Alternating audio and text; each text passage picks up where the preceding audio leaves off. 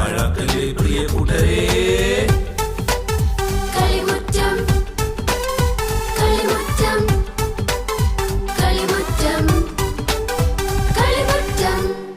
എല്ലാ കൊച്ചു കൂട്ടുകാർക്കും കളിമുറ്റത്തിന്റെ ഇന്നത്തെ എപ്പിസോഡിലേക്ക് സ്വാഗതം. എങ്കിൽ നമുക്ക് ഒട്ടും വൈകാതെ നമ്മുടെ ആദ്യത്തെ സെഗ്മെന്റിലോട്ട് പോയാലോ?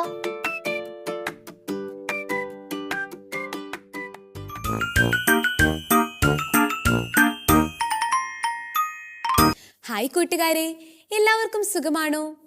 ഇന്ന് കഥ കേൾക്കാൻ എല്ലാവരും തയ്യാറാണോ? അതിനു മുൻപേ ഏതൊക്കെ കാട്ടിൽ നിന്നാ ഇന്ന് കഥ കേൾക്കാൻ ആൾക്കാർ വന്നിരിക്കുന്നതെന്ന് നമുക്കറിയണ്ടേ? നമുക്ക് എല്ലാവരെയും ഒന്ന് പരിചയപ്പെട്ടാലോ? മയിലിന്റെ പേരെന്താ? ഏത് കാട്ടിൽ നിന്നാ വരുന്നേ? വെള്ളാഞ്ചിറ. കുറുക്കന്റെയോ? മെറിൻ. ഏത് കാട്ടിൽ നിന്നാ വരുന്നേ? വെള്ളാഞ്ചിറക്കാട്ടിൽ നിന്ന്. എലിക്കുട്ടന്റെ പേരെന്താ? ജോവാൻ. ഏത് കാട്ടിൽ നിന്നാ വരുന്നേ? താഴൂർ കാട്ടിൽ നിന്ന്. തത്തമ്മയുടെയോ? ചൈനീസ. ഏത് കാട്ടിൽ നിന്നാ വരുന്നേ? ഓട്ട. എല്ലാവരും കഥ കേൾക്കാൻ തയ്യാറാണോ? നമുക്ക് കഥ കേട്ടാലോ? ഇന്ന് നമുക്ക് നഷ്ടപ്പെട്ടു പോയിട്ട് തിരികെ കിട്ടുമ്പോഴുണ്ടാകുന്ന ഒരു ആനന്ദമില്ലേ, അതിനെപ്പറ്റിയുള്ളൊരു കഥ കേട്ടാലോ? ബൈബിളിൽ ഒരു 10 നാണയത്തിന്റെ ഉപമ പറയുന്നുണ്ട്. അതിലൊരു നാണയം നഷ്ടപ്പെട്ടിട്ട് പിന്നീട് അത് തിരിച്ചു കിട്ടുമ്പോൾ ഒരു സ്ത്രീക്കുണ്ടാകുന്ന ആനന്ദത്തെപ്പറ്റി. ആ കഥ നമുക്ക് ഇന്ന് കേൾക്കാം. ഒരിടത്ത് ഒരു സ്ത്രീ ഉണ്ടായിരുന്നു. ആ സ്ത്രീയുടെ പേരാണ് ഫിദിയ. അവൾക്ക് സ്വന്തമെന്ന് പറയാൻ ആകെ ഒരു മകൻ മാത്രമാണ് ഉണ്ടായിരുന്നത്. ആ മകനും അവളും കൂടിയായിരുന്നു ജീവിതം മുൻപോട്ട് നീങ്ങിക്കൊണ്ടിരുന്നത്. മകൻ വളർന്നു വരുന്നത് വരെ അവൾ ഗോതമ്പ് വയലിൽ ജോലി ചെയ്തിട്ടാണ് മകനെ വളർത്തിയിരുന്നത്. മകൻ വളർന്നു കഴിഞ്ഞപ്പോൾ മകൻ ജോലിക്ക് പോകുവാൻ തുടങ്ങി.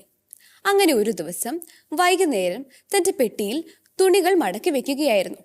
അപ്പോൾ തൻ്റെ ആഭരണ പെട്ടി ചുമ്മാ ഒന്ന് തുറന്ന് ഫിദിയ നോക്കി. അപ്പോൾ തൻ്റെ ഏറ്റവും പ്രിയപ്പെട്ട ആഭരണം മാത്രമായിരുന്നു അതിലുണ്ടായിരുന്നത്. പക്ഷെ അതിലെന്തോ ഒരു കുറവുള്ളതുപോലെ ഫിദിയയ്ക്ക് തോന്നി. എന്താണെന്ന് നോക്കിയപ്പോൾ അവൾക്ക് മനസ്സിലായി, ആ മാലയിലുണ്ടായിരുന്ന 10 നാണയത്തിൽ ഒരു നാണയം കാണുന്നുണ്ടായിരുന്നില്ല. ആ മാല അവൾക്ക് ഏറ്റവും പ്രിയപ്പെട്ടതായിരുന്നു. എന്തുകൊണ്ടാണെന്നറിയാമോ? ആ മാല അവളുടെ പിതാവ് അവൾക്ക് വിവാഹ സമ്മാനമായി നൽകിയതായിരുന്നു. അത് കഴുത്തിലണിയുന്ന മാലയായിരുന്നില്ല, പകരം തലയിൽ വയ്ക്കുന്ന ഒരു മാലയായിരുന്നു. ഈ മാല വിവാഹം കഴിക്കുന്ന എല്ലാ സ്ത്രീകളും ധരിക്കുമായിരുന്നു. സ്വന്തമായി സമ്പാദിച്ചുണ്ടാക്കുന്ന തുക കൊണ്ട് ഓരോ നാണയങ്ങൾ മേടിച്ച് അത് അവസാനം ഒരു മാലയിൽ കോർത്തുണ്ടാക്കുന്ന ഒരു മാലയായിരുന്നു അത്. അതവൾക്ക് ഏറ്റവും പ്രിയപ്പെട്ടതുമായിരുന്നു. അങ്ങനെ ഒരു മാലയിൽ നിന്നും ഒരു നാണയം നഷ്ടമായപ്പോൾ അവൾക്ക് വളരെയധികം സങ്കടമായി. അവൾ ആ വീട് മുഴുവൻ അരിച്ചു പെറുക്കുവാൻ തീരുമാനിച്ചു. അങ്ങനെ അലമാരിയും വീടും മേശയും അടുക്കളയും മുഴുവൻ അവൾ അടിച്ചു വാരി നോക്കി.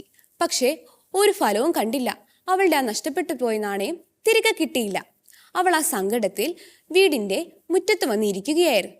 അപ്പോൾ അവളുടെ അയൽവാസിയായ ഒരു സ്ത്രീ അവളുടെ വിഷമം കണ്ട് അടുത്തു വന്ന് കാര്യം തിരക്കി. അപ്പോൾ അവൾ കാര്യങ്ങളെല്ലാം വിശദമായി പറഞ്ഞു. അവളുടെ സങ്കടം കണ്ടിട്ട് അയൽവാസി അവളോട് പറഞ്ഞു, നീ വിഷമിക്കേണ്ട, നമുക്ക് ഒരിക്കൽ കൂടി തരാം. ആ നാണയം വേറെ എവിടെ പോകാനാണ്, വീടിനുള്ളിൽ തന്നെ കാണും. അങ്ങനെ ഇരുവരും ഒരിക്കൽ കൂടി ആ നാണയം അന്വേഷിക്കുന്നതിനായി തീരുമാനിച്ചു. അവർ എല്ലാ മൂലയും അരിച്ചു പെറുക്കി. അലമാരിയുടെ അടിയും കസേരയുടെ അടിയും കട്ടിലിൻ്റെ അടിയും അങ്ങനെ എല്ലാ സ്ഥലവും അവർ അരിച്ചു പെറുക്കി. അങ്ങനെ അവസാനം അവർ ഒരു അലമാരയുടെ അടിയിലെത്തി. അലമാരയുടെ അടിയിൽ മുഴുവൻ ഇരുട്ടായിരുന്നു. അതുകൊണ്ട് അവർക്കൊന്നും കാണുവാൻ സാധിച്ചില്ല. അപ്പോൾ അവൾ ഒരു വിളക്കിന് വെളിച്ചം പകർന്നു. ആ വെളിച്ചത്തിലൂടെ അവൾ അലമാരയുടെ അടിയിലേക്ക് നോക്കിയപ്പോൾ തൻ്റെ നാണയം അലമാരയുടെ അടിയിൽ കിടന്ന് തിളങ്ങുന്നത് അവൾ കണ്ടു. അവൾക്ക് വളരെയധികം സന്തോഷമായി. അവൾ പെട്ടെന്ന് തന്നെ കൈനീട്ടി ആ നാണയം എടുത്തു. അവൾ സന്തോഷം കൊണ്ട് തുള്ളിച്ചാടി. ആ സമയത്താണ് തൻ്റെ മകൻ ജോലി കഴിഞ്ഞ് തിരികെ വീട്ടിലേക്ക് എത്തിച്ചേർന്നത്. തൻ്റെ അമ്മ എന്തിനാണ് ഇത്രമാത്രം സന്തോഷിക്കുന്നതെന്നറിയാതെ മകൻ കാര്യം തിരക്കി. അപ്പോൾ അയൽവാസി കാര്യങ്ങളെല്ലാം വിശദമായി പറഞ്ഞു. അപ്പോൾ എന്തുകൊണ്ടാണ് തൻ്റെ അമ്മ ഇത്രമാത്രം സന്തോഷിച്ചതെന്ന് മകന് കാര്യം മനസ്സിലായി. കാരണം എന്താ? ആ മാല എത്രമാത്രം അമ്മയ്ക്ക് പ്രിയപ്പെട്ടതായിരുന്നുവെന്ന് മകൻ അറിയാമായിരുന്നു. അപ്പോൾ അമ്മ മകനോട് പറഞ്ഞു, മകനെ, നീ ചെന്ന് എല്ലാവരോടും പറയുക, എൻ്റെ നഷ്ടപ്പെട്ടു പോയ നാണയം തിരികെ കിട്ടിയിരിക്കുന്നു. എനിക്കിന്ന് ആനന്ദത്തിൻ്റെ ദിവസമാണ്. നമുക്കിന്ന് ഇത് ആഘോഷിക്കണം. അങ്ങനെ ആ മകനും അയൽവാസികളും അമ്മയും കൂടെ നഷ്ടപ്പെട്ടു പോയ നാണയം തിരികെ കിട്ടിയതിനോർത്ത് വളരെയധികം സന്തോഷിച്ചു. ഈ കഥ എല്ലാവർക്കും ഇഷ്ടമായോ? ഈ കഥയിൽ നിന്നും എന്താ മനസ്സിലായത്? നാം ഒരിക്കലും നഷ്ടപ്പെട്ടു പോയതിനെ ഓർത്ത് സങ്കടപ്പെടുവാൻ പാടില്ല. എപ്പോഴും പുതിയ പ്രതീക്ഷയോടെ ആയിരിക്കണം ജീവിക്കേണ്ടത്. നഷ്ടപ്പെട്ടു പോയതിനെ എപ്പോഴെങ്കിലും കൃത്യസമയത്ത് ദൈവം നമ്മളിലേക്ക് തന്നെ തിരിച്ചയക്കും. കൂട്ടുകാരെ, ഇന്നത്തെ കാട്ടിലെ കൂട്ടുകാരെ നിങ്ങൾക്ക് എല്ലാവർക്കും ഇഷ്ടമായോ? നല്ല രസമുള്ള കഥയല്ലേ പുള്ളിമാൻ പറഞ്ഞത്? കൂട്ടുകാരെ, എങ്കിൽ നമുക്കൊരു ബൈബിൾ വചനം കാണാതെ പഠിച്ചാലോ? കർത്താവ് വിശ്വസ്തനാണ്. 2 തെസ്സലോനിക്ക 3:3. എങ്കിൽ കൂട്ടുകാരെ, നമുക്ക് അടുത്ത സെഗ്മെന്റിലേക്ക് പോയാലോ?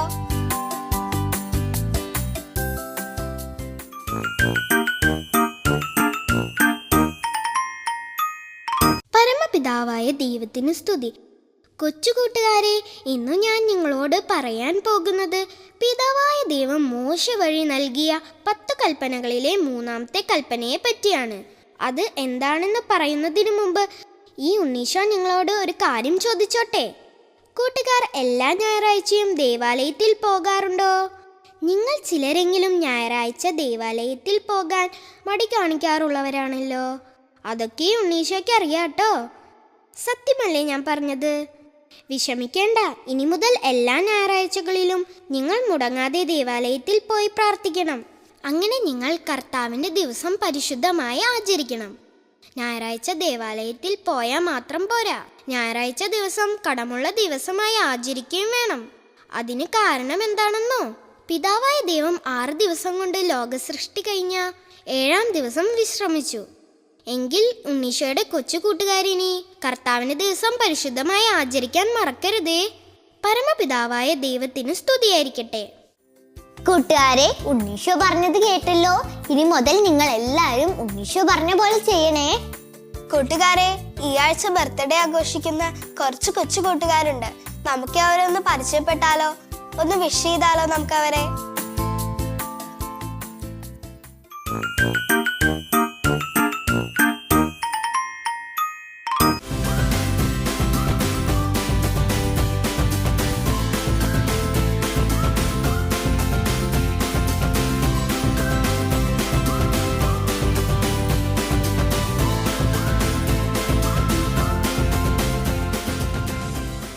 ഈ ആഴ്ച ബർത്ത്ഡേ ആഘോഷിക്കുന്ന എല്ലാ കൊച്ചു കൂട്ടുകാർക്കും ഞങ്ങളുടെ വക ബർത്ത്ഡേ ആശംസകൾ. എങ്കിൽ കൂട്ടുകാരെ, നമുക്കൊരു വിശുദ്ധ വചനം കാണാതെ പഠിച്ചാലോ?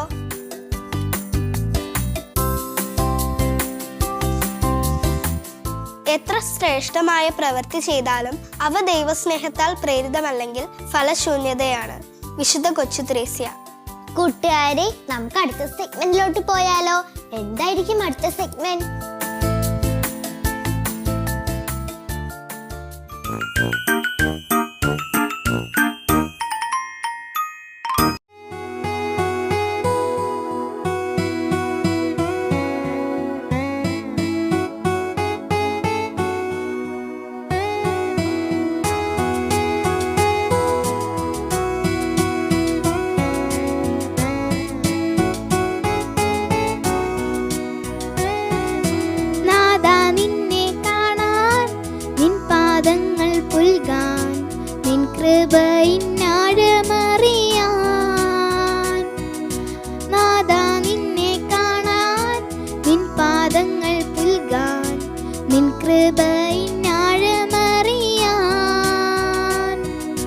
നിഷ്ഫലമാം ജീവിതങ്ങളെല്ലാം നിസ്തുലമായി പൂവണിഞ്ഞിടാൻ,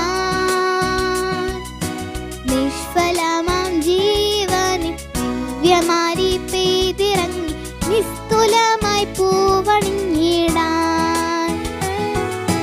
നാഥാ, നിന്നെ കാണാൻ, നിൻ പാദങ്ങൾ പുൽകാൻ, നിൻ കൃപയിൻ ആഴമറിയാൻ.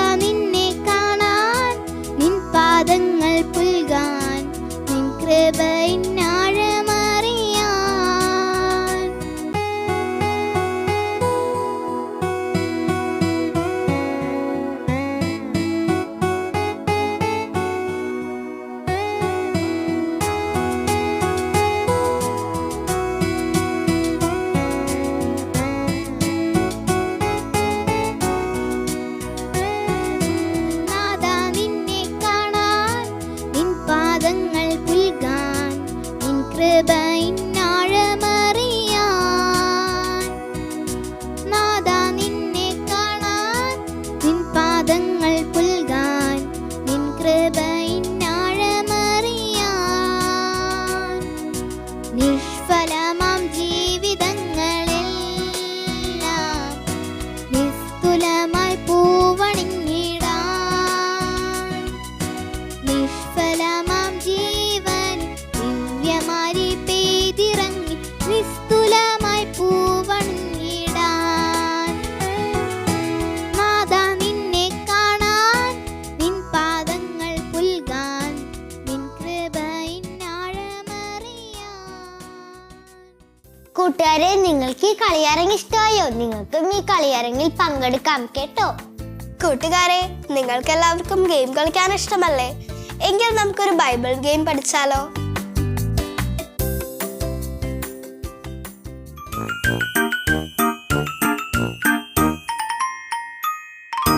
ഈശോ മിശിഹായ്ക്ക് സ്തുതിയായിരിക്കട്ടെ. എല്ലാവർക്കും ബൈബിൾ ഗെയിംസിലേക്ക് സ്വാഗതം. നമ്മൾ ഇന്ന് കളിക്കാൻ പോകുന്നൊരു ഗെയിമാണ്. നമ്മൾ ഈശോ പറഞ്ഞ പോലെ മീൻ പിടിക്കുന്നവരെ മാറ്റിയിട്ട് ഈശോ മനുഷ്യരെ പിടിക്കുന്നവരായിട്ട് മാറ്റി. അത് എങ്ങനെ നമ്മൾക്ക് കളിക്കാമെന്ന് ഈ കുട്ടികളിലൂടെ നമ്മൾക്ക് ഗെയിംസ് കളിക്കാം. നമ്മൾക്ക് ഈ ഗെയിമിൻ്റെ നിർദ്ദേശങ്ങളൊന്ന് അറിഞ്ഞാലോ? നമ്മൾ കളിക്കാൻ പോകുന്ന games fishers of men. Okay, ഈ ഗെയിമിലൂടെ കുറച്ച് കുട്ടികൾ ഇതേപോലെയുള്ള ഫോർമേഷനിൽ നിൽക്കും. അതുപോലെ വേറെ കുട്ടികൾ ഈ ഒരു ഫോർമേഷൻ്റെ ഉള്ളിൽ കൂടെ ഇങ്ങനെ പോകുന്നതായിരിക്കും. ബാക്ക്ഗ്രൗണ്ടിൽ നമ്മൾ മ്യൂസിക് പ്ലേ ചെയ്യുന്നുണ്ടാവും. ആ മ്യൂസിക് സ്റ്റോപ്പ് ആവുമ്പോൾ നിങ്ങൾ ക്ലോസ് ചെയ്തോണം കേട്ടോ. ശ്രദ്ധിച്ചോ? അപ്പോൾ ആരാ അതിൽ വരുന്നത് നമ്മൾ അത് കഴിഞ്ഞിട്ട് അവരോട് ചോദ്യങ്ങൾ ചോദിക്കുന്നുണ്ടാവും. ഓക്കെ, റെഡിയാണോ? നിങ്ങൾ റെഡിയാണോ ഇതിലൂടെ? Okay, great. അപ്പോൾ നമ്മൾക്ക് ഗെയിം സ്റ്റാർട്ട് ചെയ്താലോ? Okay, start. യെസ്,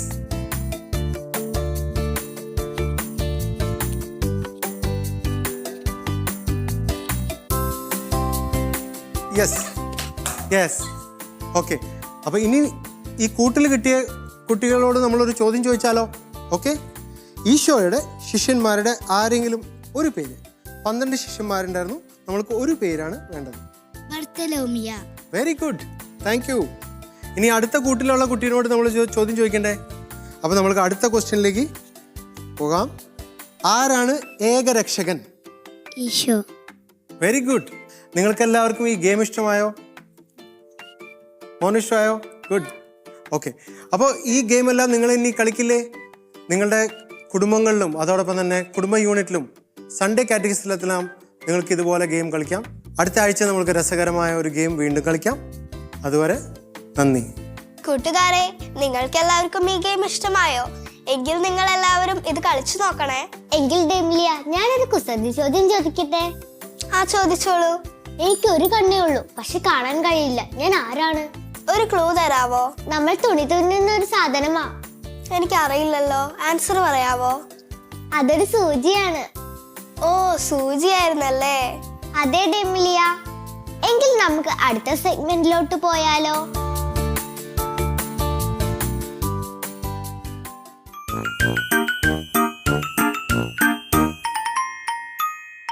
പിതാവിന്റെയും പുത്രന്റെയും പരിശുദ്ധാത്മാവിന്റെയും നാമത്തിൽ ആമേൻ.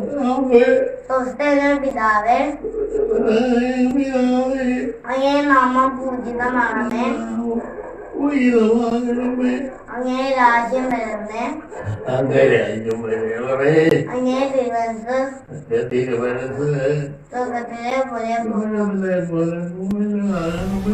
വാർദ്ധക്യം ഓർമ്മകളെ അപഹരിച്ചപ്പോൾ കിടപ്പിലായ തന്റെ വല്യപ്പച്ചന് പ്രാർത്ഥനകൾ ചൊല്ലിക്കൊടുക്കുന്ന അയാൻ എന്ന 1ാം ക്ലാസ്സുകാരന്റെ വീഡിയോ ആണ് ഇപ്പോൾ സോഷ്യൽ മീഡിയകളിലെല്ലാം വൈറലായിക്കൊണ്ടിരിക്കുന്നത്. ഞങ്ങൾക്ക് ആവശ്യമായ ആഹാരം നീ ഞങ്ങൾക്ക് തരണമെന്ന് ഞങ്ങളുടെ കർത്താവോട് ഞങ്ങളുടെ കണക്കാരോട് കടക്കാർ. കൂട്ടുകാരെ, ഇന്നത്തെ വാർത്തയിലെ താരത്തെ നിങ്ങൾ എല്ലാവരും പരിചയപ്പെട്ടില്ലേ? കൂട്ടുകാരെ, നമുക്ക് അടുത്ത സെഗ്മെന്റിലോട്ട് പോയാലോ? എന്തായിരിക്കും അടുത്ത സെഗ്മെന്റ്?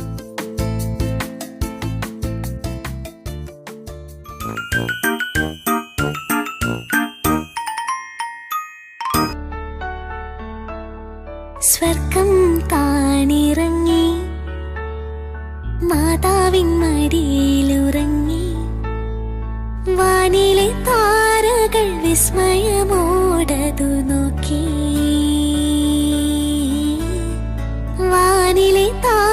താരകൾ വിസ്മയമോടതു നോക്കി സ്വർഗം താണിറങ്ങി മാതാവിൻ മടിയിലുറങ്ങി വാനിലെ താരകൾ വിസ്മയമോടതു നോക്കി വാനിലെ താരകൾ വിസ്മയമോടതു നോക്കി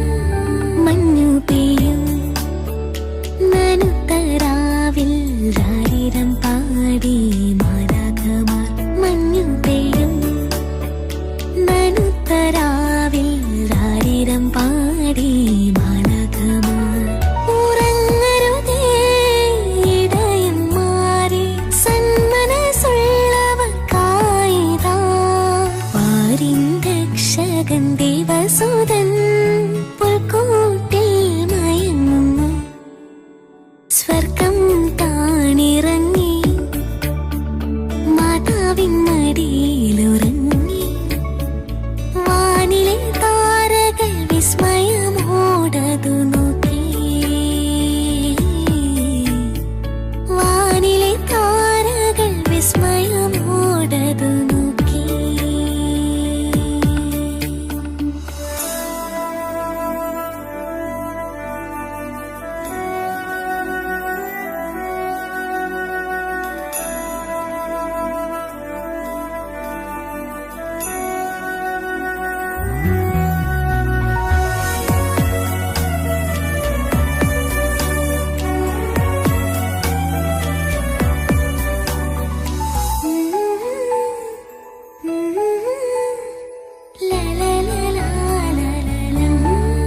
സ്നേഹദീപം പിറന്ന രാവിൽ വഴി തെളിച്ചു താരകങ്ങൾ സ്നേഹദീപം പിറന്ന രാവിൽ വഴി തെളിച്ചു താരകങ്ങൾ വൈകരുതേ രാജാക്കളെ സ്വർഗത്തിൻ ദാനമായിതാ കനിവിൻ സൂര്യൻ ഹൃദയരാജൻ പുൽക്കൂട്ടിൽ മയങ്ങുന്നു സ്വർഗം താണിറങ്ങി മാതാവിൻ മടിയിലുറങ്ങി വാനിലെ താരകൾ വിസ്മയമോടതു നോക്കി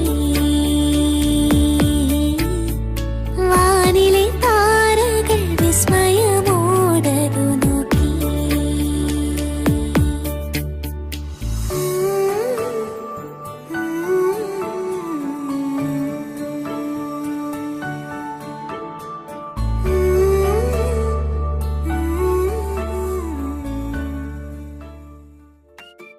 കൂട്ടുകാരെ, എങ്കിൽ ഈ ആഴ്ച കളിമുറ്റത്തിൽ ആരുടെയൊക്കെ പടങ്ങളായിരിക്കും സെലക്ട് ചെയ്തിരിക്കുന്നത്? നമുക്കൊന്ന് കണ്ടു നോക്കിയാലോ.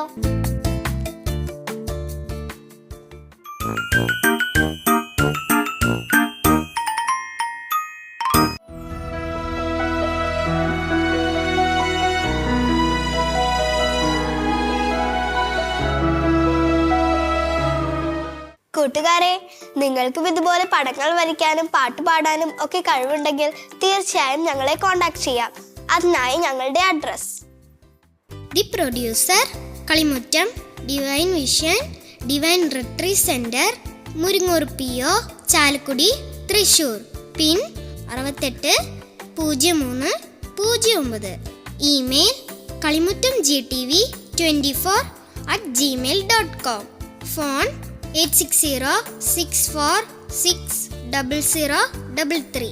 കൂട്ടുകാരെ, ഇന്നത്തെ കളിമുറ്റത്തിന്റെ എപ്പിസോഡ് നിങ്ങൾക്ക് ഇഷ്ടമായോ? എങ്കിൽ അടുത്ത ആഴ്ച ഇതിലും നല്ല എപ്പിസോഡുമായി ഞങ്ങൾ വീണ്ടും വരും. അതുവരേക്കും ബൈ.